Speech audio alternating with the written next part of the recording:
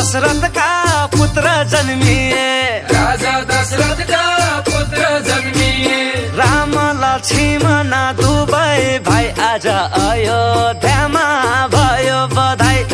राम लक्ष्मण दुवै भाइ आज अयोध्यामा भयो बधाई।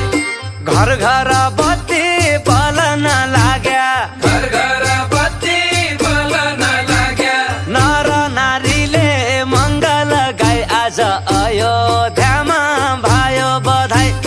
नर नारीले मङ्गल गाई आज अयोध्यामा भयो बधाई। कति राम्रो होली फागुनमा, कति राम्रो